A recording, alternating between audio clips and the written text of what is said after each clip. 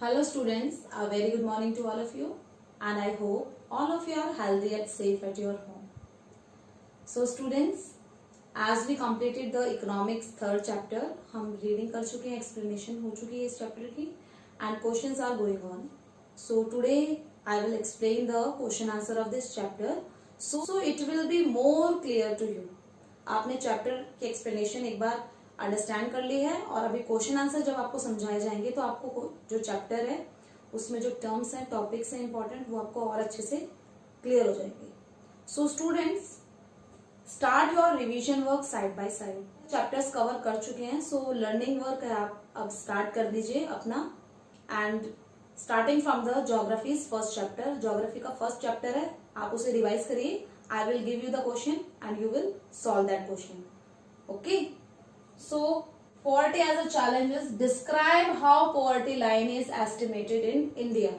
Poverty line is a criteria that differentiate the people who are above poverty and who are below poverty. एक criteria जो divide करता है जो poor नहीं है उनको और जो poor है उनको. Okay. This is just a criteria. Actual ऐसा नहीं है कि जो poverty line से above है वो भी उनको अच्छी facilities मिल रही है, अच्छी education मिल रही है, नहीं. एक क्राइटेरिया गवर्नमेंट ने फिक्स करा है कि कैलकुलेट करा जाए कि कितने लोग हैं जिनकी जो इनकम है वो पॉवर्टी लाइन की जो हमने इनकम फिक्स करी है उससे कम है.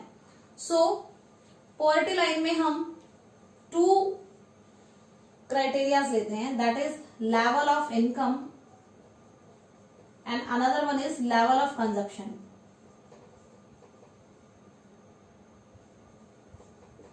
सो लेवल ऑफ इनकम में भी जो पॉवर्टी लाइन के लिए क्राइटेरिया फिक्स किया गया है वो रूरल एंड अर्बन एरिया के लिए डिफरेंट है, क्योंकि रूरल एरिया में ऐसा बोला जाता है कि जो कम्युनिटीज है वो लो प्राइसेस पे मिल जाती है, जबकि जो अर्बन एरियाज है वहां पर महंगाई ज्यादा होती है. इसलिए जो इनके पॉवर्टी लाइन का जो क्राइटेरिया है इनकम लेवल के लिए that is in different in rural and urban areas. So rural area में ₹816 एक मिनिमम लेवल लिया गया है कि अगर कोई पर्सन है वो इतना कमा रहा है एक मंथ में तो वो पॉवर्टी लाइन के बिलो नहीं है. एंड अर्बन एरियाज में अगर कोई पर पर्सन पर मंथ अगर इतना अर्न कर रहा है ही इज नॉट पुअर, वो पुअर नहीं है. सो ये तो था इनकम लेवल. कंजप्शन लेवल में कैलोरीज में उसको डिस्क्राइब करा गया कि 21 calories for the urban people and 2400 calories rural people per day per person. एक दिन में अगर एक पर्सन है वो इतनी कैलोरीज ले रहा है अपने फूड में अर्बन एरिया में या रूरल एरिया में तो वो पुअर नहीं कंक्लूड उसको किया जाएगा. सो अर्बन में 2100, रूरल में 2400 कैलोरीज क्यों फिक्स करी हुई है, डिफरेंस क्यों है? क्योंकि रूरल एरिया में फिजिकली वर्क ज्यादा करते हैं, फार्मर्स होते हैं. एरियाज में जो एक्टिविटी होती है उसमें फिजिकल वर्क ज्यादा होता है, दैट्स वाई यहाँ पर 2400 कैलोरीज है. जबकि अर्बन एरिया में जो फिजिकली वर्क है वो इतना ज्यादा नहीं होता है, इसलिए वहां पर 2100 कैलोरीज फिक्स करी गई है. Okay. Next question is poverty trend in India since 1993. 1993 से लेकर अब तक जो हमारे पास में डाटाज हैं पॉवर्टी के उनमें क्या चेंजेस आए हैं. सो 1993 में जो पॉपुलेशन थी that is below poverty line is 45%, जो कि 2011-12 में 22% हो गई, यानी कि इतनी रिड्यूस हो चुकी है पॉवर्टी. सो 22% तक पहुंच चुकी है पॉवर्टी. और ऐसा एस्टिमेशन लगाया जा रहा है कि आगे आने वाले सालों में जो बिलो पॉवर्टी लाइन जो पीपल रह रहे हैं उनका परसेंट 20 से भी कम चला जाएगा. एंड ये जो डिक्रीज हुई है वो किस रेट से हुई है? 2.2%. इस रेट से डिक्लाइन हुआ है. 2004 एंड 5 में जब एनालाइज किया गया था कि पॉवर्टी जो रिड्यूस हो रही है किस रेट से रिड्यूस हो रही है, तो उसमें डिक्लाइन में 2.2% रेट से डिक्लाइन हो रही है. सो 1993 में 45% थे पॉवर्टी इंडिया में, जो कि 2011 एंड 12 में 22% हो गई. और हम एक्सपेक्ट कर सकते हैं कि आगे वो 20% तक हो जाएगी, 20% से भी कम हो जाएंगे पुअर पीपल इंडिया में. एंड ये जो रेट थी डिक्लाइन की रेट वो 2004 एंड 5 में एस्टिमेट करी गई थी, जो कि 2.2, यानी कि जो डिक्लाइन होने की रेट है जिस दर से हमारी जो गरीबी है वो कम हो रही है that is 2.2%. Okay. So these are the trends in India, the poverty decline since 1993. Next question is reasons for poverty. Poverty के reasons हम पहले भी discuss कर चुके हैं. So first one is low economic growth during British rule. 1947 से पहले India पर ब्रिटिश रूल था. सो ब्रिटिशर्स ने इंडिया के जो इकोनॉमिक ग्रोथ है उसको आगे नहीं बढ़ने दिया, क्योंकि इंडिया की ट्रेडिशनल इंडस्ट्रीज थी. जैसे इंडिया के जो कॉटन वीवर्स थे वो वीव करते थे, कपड़े को बुन करके कपड़ा बनाते थे. तो पहले जो ब्रिटिशर्स थे वो इंडिया के वीवर्स उनको एक्सप्लॉइट करके उनसे जबरदस्ती वीविंग करा के और उस क्लॉथ को यूरोपियन कंट्रीज में सेल करते थे. तो उससे जो प्रॉफिट होता था वो ब्रिटिशर्स को हो रहा है, जबकि वीवर्स को वो बहुत कम लो प्राइस पर उससे कपड़ा खरीदते थे. तो इंडिया के जो ट्रेडिशनल इंडस्ट्रीज है उनको आगे बढ़ने का मौका नहीं मिला. सेकेंडली, जब इंग्लैंड में खुद इंडस्ट्रीज सेटअप हो गई, इंग्लैंड में जब एज ऑफ इंडस्ट्रियलाइजेशन आया तो इंडस्ट्रीज सेटअप हो गई, तो अब इंडस्ट्रीज में कपड़ा बनने लगा. तो ब्रिटिशर्स ने इंग्लैंड से, मैनचेस्टर में थी इंडस्ट्रीज, वहां से कपड़ा ला करके और सामान ला करके इंडिया में बेचने लगे. वो तो इंडिया के लोग थे, वो क्योंकि मशीन से अगर सामान बना है तो वो एक जैसा होता है, वो थोड़ा सस्ता होता है. लेकिन हाथ से अगर कोई सामान बन रहा है तो महंगा होता है, क्योंकि टाइम कंज्यूमिंग भी है एंड लबोरियस भी है, मेहनत भी ज्यादा लगी है. तो जब इंडस्ट्रीज से सामान आने लगा तो लोग उसको खरीदने लगे. तो इंडिया की जो इंडस्ट्रीज थी, मतलब traditional industries and local artisans, उनको बहुत ज्यादा नुकसान हुआ और इंडिया की इकोनॉमिक ग्रोथ नहीं हुई. Second reason is high population. India में पॉपुलेशन बहुत ज्यादा है, जबकि हमारे पास में रिसोर्सेज कम है. पॉपुलेशन ज्यादा है तो अगर एम्प्लॉयमेंट के सोर्स अगर कम है तो अनएम्प्लॉयमेंट होगी, मतलब ज्यादा पॉपुलेशन होने से अनएम्प्लॉयमेंट भी होती है.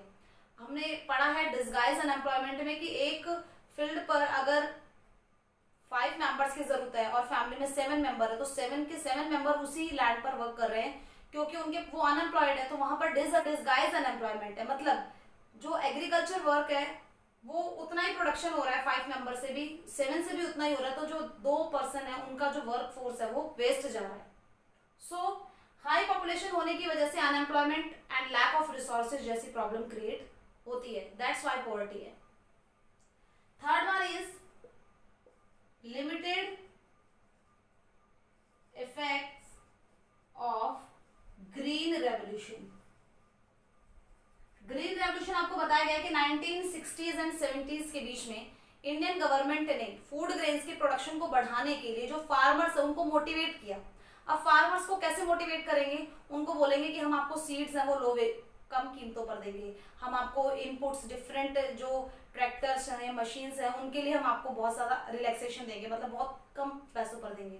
एंड इरिगेशन फैसिलिटीज आपको प्रोवाइड कराएंगे. अगर आप ट्यूबवेल्स सेटअप करते हैं अपने खेतों में तो जहाँ पर जो इलेक्ट्रिसिटी आपको चार्ज करनी पड़ती है वो बहुत कम होगी. तो इस तरह से जो फार्मर्स थे वो मोटिवेट हुए और उनको प्रोडक्शन बढ़ाने के लिए बोला गया व्हीट, राइस एंड पल्सेस का.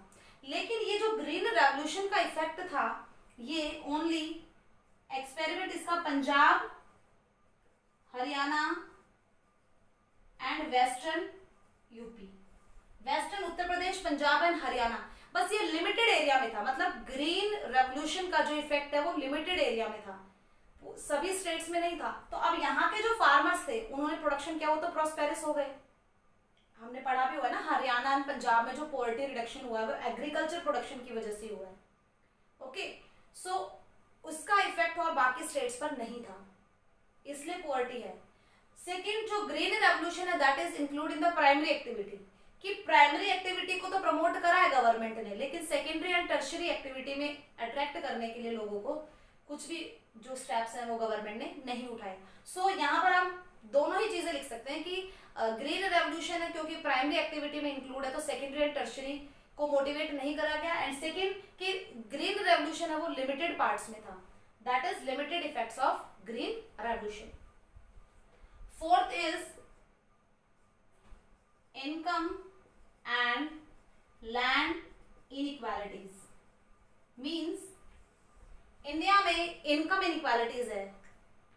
कुछ लोग हैं जिनकी इनकम बहुत ज्यादा है, कुछ लोग हैं जिनकी इनकम बहुत कम है। अब जिनकी इनकम कम है वो और ज्यादा फर्दर डेवलपमेंट नहीं कर सकते, मतलब उनकी इनकम कम ही रहेगी क्योंकि वो इल पेड वर्क कर रहे हैं, रिक्शा चला रहे हैं, कुछ सामान बेच रहे हैं, कस्टमर आया तो ठीक है, अदरवाइज उनको 2 वक्त का खाना भी नहीं मिल पाता है। कुछ लोगों की इतनी कम इनकम है। और जो रिच हैं उनके पास में क्योंकि पैसा है तो उन्होंने इन्वेस्टमेंट करा और कहीं पर इंडस्ट्री सेटअप कर दी, कहीं पर उन्होंने फ्लैट बना दिए रेंट पे। तो जो रिच है वो रिच होते जा रहे हैं और जो पुअर है वो पुअर ही हैं। सो ये जो इनकम इनइक्वालिटीज है इसकी वजह से रिच एंड पुअर का जो गैप है वो वाइडन होता जा रहा है, बढ़ता जा रहा है रिच एंड पुअर का। एंड लैंड की अगर हम बात करें रूरल एरिया में, तो जो बिग फार्मर्स है उनके पास में ज्यादा जमीन है, जबकि कुछ ऐसे लोग हैं जो जिनके पास में लैंड नहीं है, लैंडलेस फार्मर है, वो दूसरों के फार्म पर काम करते हैं। अब जो दूसरों के फार्म पर काम करेगा उसकी ऑब्वियसली इनकम कम होगी, उसके पास में अर्निंग नहीं है। लेकिन जो बिग फार्मर्स है वो एक अच्छा पैसा कमा रहे हैं एग्रीकल्चर से। So this is the reason for poverty. And the last one is socio culture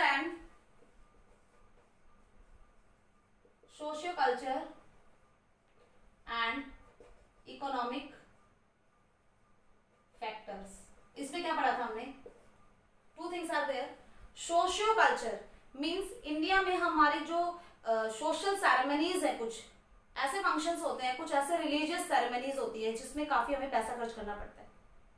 एक मैरिज सेरेमनी है, उसमें रिलीजियस सेरेमनी है, उसमें बहुत सारा पैसा खर्च करना पड़ता है। तो जो रिच है उसको कोई प्रॉब्लम नहीं है, लेकिन पुअर पीपल है उसको कहीं से लोन लेकर के, कहीं से क्रेडिट लेकर के वो और ये जो सेरेमनीज है इनको पूरा करता है। सो उसकी वजह से एक शो ऑफ करने के लिए एक एक्स्ट्रा एजेंट, एक बहुत सारा खर्चा हो रहा है जिसकी की जरूरत नहीं थी। सो उसकी वजह से जो पुअर पीपल है वो और पुअर हो जाते हैं। एंड इकोनॉमिक फैक्टर में जो स्मॉल फार्मर्स हैं उनके पास में सोर्स ऑफ इनकम कम है, इसलिए जब वो प्रोडक्शन करते हैं, अगर उन्होंने मॉडर्न फार्मिंग करनी है तो उसके लिए उन्हें स्टार्टिंग में, सीजन के स्टार्टिंग में उनको पैसा चाहिए होता है। तो पैसे के लिए वो क्रेडिट मनी लैंडर से उन्होंने पैसा लिया है जो कि हाई रेट इंटरेस्ट पर उसको चार्ज कर रहा है। और अगर ड्यू टू सम रीजन कि क्रॉप फेल हो जाती है, प्रोडक्शन अच्छा नहीं होता है, तो उस लोन की रिकवरी नहीं हो पाती। इन डेप्टनेस, वो कर्जे के जाल में फंस जाता है, डैब ट्रैप में। यानी कि पुराना कर्जा आपने नहीं चुकाया, पुराना लोन आपने नहीं दिया, लेकिन आप एक फ्रेश लोन लेने के लिए तैयार हो गए क्योंकि आपकी कंडीशंस ऐसी बन गई, क्योंकि सर्कमस्टेंसेज ऐसी है, जिसकी वजह से जो पुअर है वो और पुअर होते हुए चले जाएंगे क्योंकि वो क्या हो गए हैं, इनडेप्टनेस हो गई है, मतलब उनके ऊपर एक के बाद एक लोन है वो चढ़ता जा रहा है। So this is the reason for poverty. Next question is social and economic groups more vulnerable to poverty in India. India में कौन से सोशल एंड इकोनॉमिक ग्रुप्स हैं जो बहुत ज्यादा वल्नरेबल, अफेक्टेड हैं पोवर्टी से? सो सबसे पहले सोशल ग्रुप्स में scheduled caste and scheduled tribes. Scheduled castes and scheduled tribes, they are in social groups that are more vulnerable to poverty, means backward classes. And economics group, economic groups में वो लोग जो ज्यादा जिनकी income नहीं है, rural agricultural labours, जो agricultural labours हैं जिनके अपने फार्म नहीं है, दूसरों के फार्म पर वर्क करते हैं, that are economic group that are more vulnerable to poverty. And in urban casual labours, urban area में कैजुअल लेबर्स जो जो लेबर्स हैं रूरल एरिया में भी एंड अर्बन एरिया में भी, वो ज्यादा इफेक्टेड है पोवर्टी से। एंड सोशल ग्रुप में backward classes, scheduled tribes and scheduled caste more vulnerable to the poverty. Next one is inter state disparities. इस क्वेश्चन में हम इंडिया के जो डिफरेंट स्टेट्स हैं वहां पर पोवर्टी लेवल क्या है। सो इंडिया के कुछ स्टेट्स हैं जैसे कि महाराष्ट्र, मध्य प्रदेश, झारखंड, छत्तीसगढ़, यूपी, बिहार, ओडिशा, यहाँ पर पोवर्टी ज्यादा है। और इनमें भी बिहार एंड ओडिशा में सबसे ज्यादा पोवर्टी है। बिहार में 33.7% एंड ओडिशा में हमें 32.3% पोवर्टी। सबसे ज्यादा पोवर्टी बिहार एंड ओडिशा में है, जबकि पंजाब, हरियाणा एंड जम्मू कश्मीर में काफी कम पोवर्टी है। तो पंजाब एंड हरियाणा में जो ग्रीन रेवोल्यूशन हुआ था तो एग्रीकल्चर प्रोडक्शन की वजह से यहाँ पर पोवर्टी काफी रिड्यूस हो गई है। एंड केरला, तमिलनाडु, वेस्ट बंगाल, ये कुछ ऐसे स्टेट है जहां पर पोवर्टी थी लेकिन यहाँ पर सडन डिक्लाइन आया पोवर्टी में। तो केरला में ह्यूमन रिसोर्स डेवलपमेंट किया गया, लोगों की एजुकेशन हेल्थ फैसिलिटीज पर कंसंट्रेट किया गया है, उससे पोवर्टी डिक्रीज हुई है। एंड तमिलनाडु में public distribution system of food grain है वो पुअर पीपल्स में बांटा गया है, जिससे कि पोवर्टी को रिड्यूस किया गया है। एंड वेस्ट बंगाल में भी पोवर्टी डिक्लाइन हुआ है काफी तेजी से, जिसका रीजन है land reforms, proper implementation of land reforms. Lands को रीडिस्ट्रीब्यूट किया गया है, जिनके पास में ज्यादा जमीन थी उनसे लेकर के, और जो लैंडलेस फार्मर थे उनको भी जमीन दी गई है, जिसकी वजह से वो अब अपना वर्क कर सकते हैं agricultural sector. So these are the interstate disparities in India. Next is global poverty trends. Global poverty trends में हमें पूरे वर्ल्ड में एक बार बताना है। So South Asian countries like India, Sri Lanka, Pakistan, ये कुछ कंट्री ऐसी, भूटान, बांग्लादेश, ये कुछ ऐसी कंट्री है जहां पर पोवर्टी रिडक्शन हो रहा है। लेकिन चाइना, जापान जैसी कंट्रीज हैं एशिया की, उनसे ज्यादा फास्टली नहीं हो रहा है। चाइना में एक रैपिडली डिक्लाइन आया है पोवर्टी में, एंड इकोनॉमिक डेवलपमेंट बहुत बढ़ गया है चाइना का। सो ये टेक्नोलॉजी की वजह से हुआ है, ह्यूमन रिसोर्स डेवलपमेंट। जैसे केरला में हमने कहा है कि लोगों की एजुकेशन एंड हेल्थ पर ध्यान दिया गया, तो चाइना में पोवर्टी बहुत तेजी से डिक्लाइन हुई है। जबकि साउदर्न एशियन कंट्रीज है जैसे कि श्रीलंका, इंडिया, पाकिस्तान, बांग्लादेश, भूटान, इनमें भी पोवर्टी डिक्लाइन हो रहा है। लैटिन अमेरिकन कंट्रीज है, वहां पर भी बहुत ही एक रैपिडली इंक्रीज हुआ है पोवर्टी में। वहां पर पोवर्टी पहले भी कम थी, लेकिन अब और भी ज्यादा डिक्लाइन हो गई है। एंड सब सहारन अफ्रीकन कंट्रीज, अफ्रीका के सब सहारन पार्ट की जो कंट्रीज हैं, वो वहां पर पोवर्टी डिक्लाइन हो रहा है, लेकिन ड्यू टू सम रीजन जैसे ड्रॉट, कुछ मेन रीजन रहे कि वहां पर पोवर्टी रेशियो अभी भी बहुत ज्यादा है, 40% से ज्यादा है वहां पर पोवर्टी रेशियो सब सहारन अफ्रीकन कंट्रीज में। एंड कुछ ऐसी कंट्री जो सोशलिस्ट थी लाइक रशिया, यहाँ पर रेवोल्यूशन सबसे पहले होता, मतलब इनका डेवलपमेंट बहुत पहले स्टार्ट हुआ था, तो पहले यहाँ पर पोवर्टी नहीं थी, लेकिन अभी यहाँ पर जो पोवर्टी लेवल है वो थोड़ा सा इंक्रीज होने लगा है। मतलब जहां पर पहले पोवर्टी नहीं थी सोशलिस्ट कंट्रीज में, अब वो एक बार फिर से आ गई है वहां पर poverty. So these are the global trends of poverty. Next question is current government strategy to poverty alleviation. India से पोवर्टी को एलिमिनेट करने के लिए गवर्नमेंट की क्या स्ट्रेटेजीज रही हैं? So first one is promotion of economic growth, कि अगर आपको बताया गया था अगर इकोनॉमिक ग्रोथ बढ़ेगा तो पोवर्टी रिड्यूस होगी, और अगर पोवर्टी बढ़ेगी तो इकोनॉमिक ग्रोथ रिड्यूस होगा। तो ये रिलेशन है कि अगर हम इकोनॉमिक डेवलपमेंट को बढ़ा देते, इकोनॉमिक ग्रोथ को बढ़ा देते, तो ऑटोमेटिकली पोवर्टी है वो रिड्यूस हो जाएगी। And anti poverty programmes, anti poverty programmes में गवर्नमेंट के कुछ पॉलिसीज एंड प्रोग्राम्स थे पोवर्टी को रिड्यूस करने के लिए। सो फर्स्ट वन इज 2005 में जो मेन हम पढ़ते हैं NREGA, national rural employment guarantee act. इसमें 100 डेज की अश्योर्ड जॉब दी गई थी पुअर रूरल हाउस होल्ड्स को, कि गांव में जो रहने वाले पुअर पीपल है उनको 100 डेज की अश्योर्ड जॉब दी जाएगी। एंड इसमें वुमेन के लिए 1/3 रिजर्वेशन था। 200 डिस्ट्रिक्ट में स्टार्ट की गई थी, जो कि अब बढ़ा करके 625 डिस्ट्रिक्ट हो गई है बढ़ करके। एंड इसमें जो भी एप्लीकेंट्स हैं उनको अगर 15 डेज में जॉब नहीं मिलती है तो they will be entitled to the daily wages, वो डेली वेजेस उनको दी जाएगी, गवर्नमेंट देगी। नेक्स्ट इज 2004 में national food for work programme, national food for work programme में कि पोवर्टी को रिड्यूस करने के लिए फूड दिया जाएगा गरीबों को। लेकिन जब 2005 में नरेगा आया तो इसको नरेगा में ही मर्ज कर दिया गया, national work for food programme को। Okay, next one is 1993 prime minister Rozgar Yojana. Prime minister Rozgar योजना में बोला गया कि जो एजुकेटेड पीपल है उनको सेल्फ वो अपना बिजनेस स्टार्ट कर सकते हैं, कुछ भी काम अपना वो स्टार्ट कर सकते हैं, उनको एम्प्लॉयमेंट दी जाएगी। नेक्स्ट 1995 में rural employment generation programme, rural employment generation programme, इसमें कहा गया कि 10th 5 ईयर जो प्लान होती है, प्लानिंग कमीशन करता है, तो 10th 5 ईयर प्लान में बोला गया कि 25 लाख न्यू जॉब्स क्रिएट की जाएगी एंड रूरल एरिया में, रूरल एम्प्लॉयमेंट जनरेशन प्रोग्राम। तो रूरल एरिया में जो अनएम्प्लॉयड है उनको काम दिया जाएगा और नई जॉब अपॉर्चुनिटीज है लोगों को दी जाएगी। So these are the some programs of the government to reduce the poverty. Next question is, what do you mean by human poverty? Human poverty का मीनिंग पूछा गया है, तो इसमें हमने 2 डेफिनेशन पढ़ी थी, एक नैरो डेफिनेशन थी, एक ब्रॉड डेफिनेशन। नैरो डेफिनेशन में when a person is not able to fulfill his basic needs like food, shelter and cloth. So basic need में food, shelter and cloth कहा गया है, that is the poverty। जब एक basic needs को पूरा ना कर पाए एक person, that is the poverty.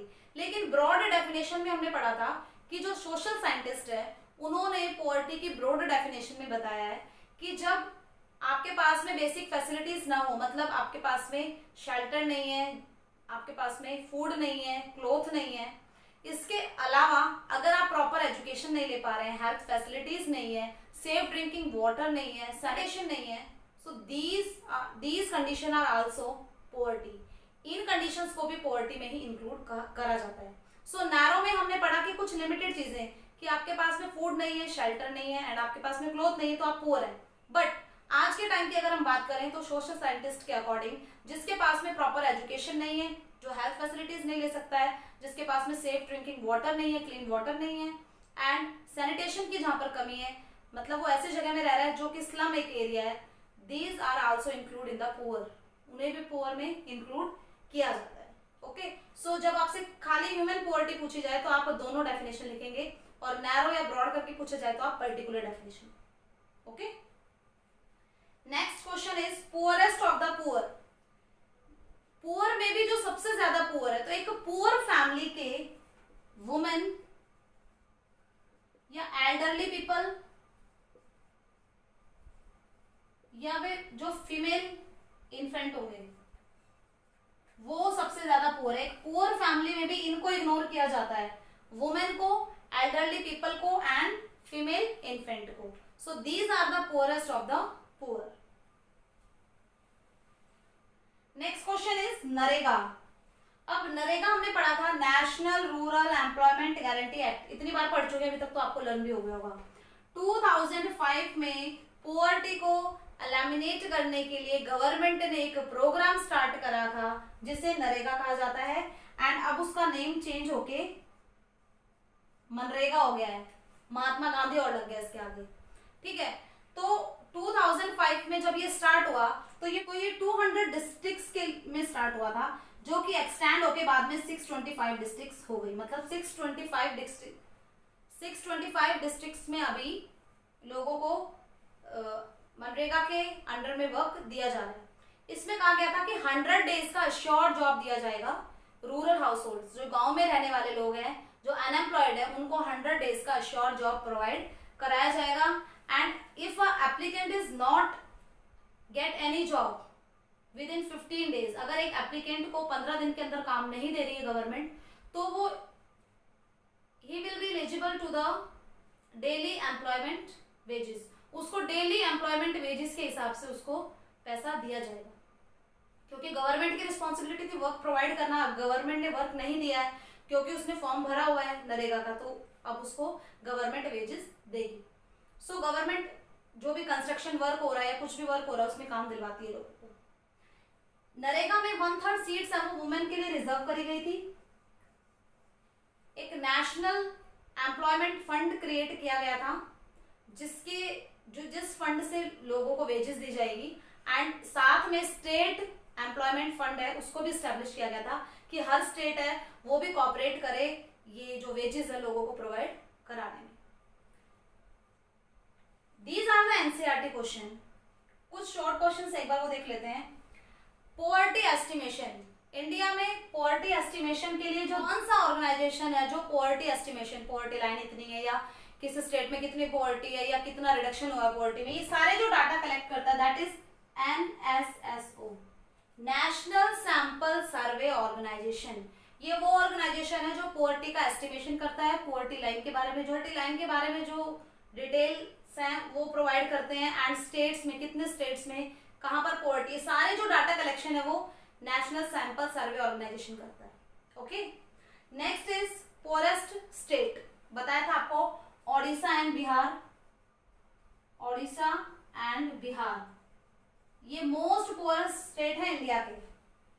Next indicators of poverty, level किससे पता चलेगा पुअर है नहीं, level of income and level of consumption, आपके कंजप्शन लेवल पर एंड आपके इनकम लेवल पर डिपेंड करता है poverty ratio. Okay, next one is dimension of poverty.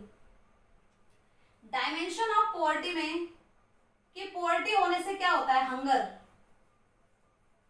या लैक ऑफ शेल्टर, क्योंकि 1 मार्क्स का क्वेश्चन है तो अगर आप 2 भी लिखेंगे तो इनफ है कि डायमेंशंस क्या है, पोवर्टी अगर होगी तो वहां पर क्या होगा, वहां पर हंगर होगी या लैक ऑफ शेल्टर होगा। ओके, या आप लिख सकते हैं इलनेस होगी, वहां पर बीमारियां होंगी। Next one is what is poverty line. Poverty line एक मिनिमम लेवल है, एक क्राइटेरिया है that differentiate between the poor and rich and poor के बीच का जो क्राइटेरिया है that is the poverty line.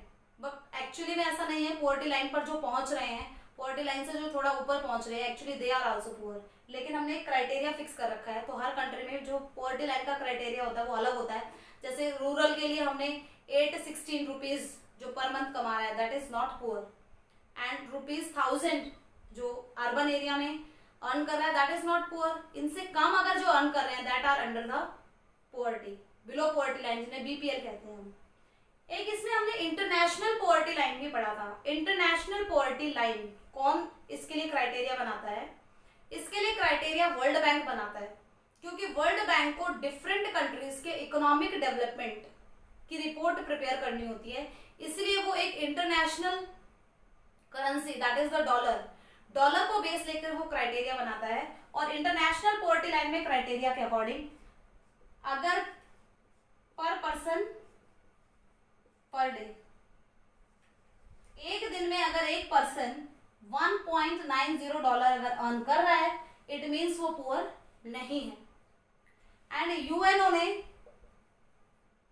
Different programmes and UNO ने जो प्लानिंग की है उसके अकॉर्डिंग इन्होंने कहा कि 2030 तक पूरे वर्ल्ड से डिफरेंट टाइप की पोवर्टी, चाहे वो एजुकेशन के रिगार्डिंग है, चाहे हेल्थ के रिगार्डिंग है, चाहे सैनिटेशन के रिगार्डिंग है, सेफ ड्रिंकिंग वाटर के रिगार्डिंग, हर टाइप की जो पोवर्टी है वो खत्म हो जाएगी 2030 तक।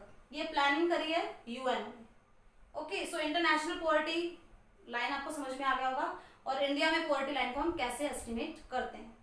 So students, this is all about the chapter. आज हमने क्वेश्चन आंसर पे डिस्कस कर लिए हैं। आई होप आप सभी को अच्छे से समझ में आ गया होगा। So do your revision work side by side and do your return work also and follow your timetable. So students, best of luck for your studies and obey your parents. Thank you.